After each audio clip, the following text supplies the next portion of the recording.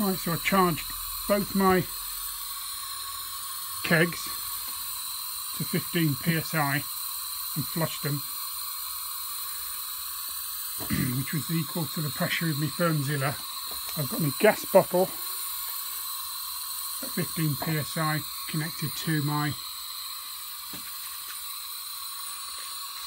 in of the Fermzilla, the dipstick out of the Fermzilla connected to one of my kegs, and I've got the spunding valve and the in valve of the keg and opened up to make a healthy hiss, and watching it go down slowly. So when I get to 41 litres in there, when I get to 23, I'll stop and then go to the other keg, take it down to about 5, so there'll be 18 litres in each keg. I'm actually running out of gas, my gas cylinder's in the red, so I'm hoping I'm going to have enough gas to do this. That one didn't last as long this year, the other one lasted about a year, this one's only lasted 6 months.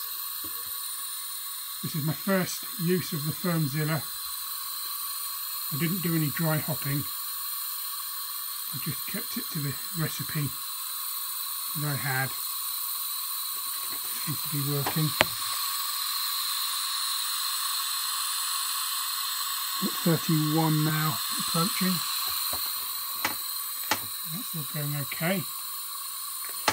I'm doing it very slowly because the temperatures, I haven't got a fridge as yet and the temperature's 15 degrees. If I do it too fast it'll just foam up. It may even be foaming up now, I have no idea. We'll find out in a minute.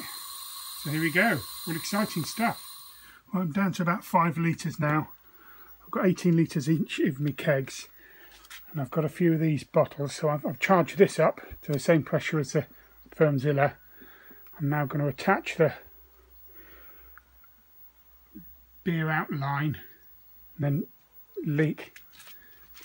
crack the bottle of the lid of the bottle open so it fills the bottle. I've put a tiniest bit of sugar in there because I think I'm going to lose some, because obviously that cap's got to come off and I could have put the normal cap on, so we'll see how that goes. A little tip of sugar from a teaspoon just to carbonate. It's an ale, so I'm not bothered about it being too carbonated, but I do like a bit of a fizzy ale.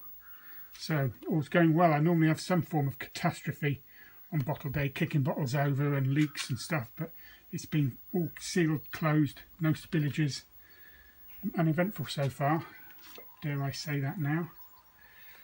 Here we go, that's it filling now. It's got a slight leak at the lid.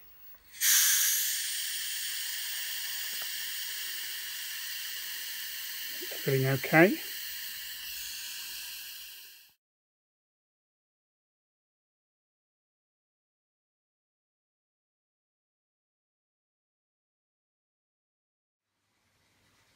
Well, that's the first brew on the Fermzilla done. I was a bit worried how it was going to come apart because I know some people have been having problems, but it came apart fine, no problems at all.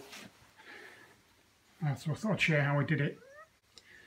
I brewed at 25 psi for most of the brew and then after a few days reduced to 15 psi, and then I did a closed transfer today.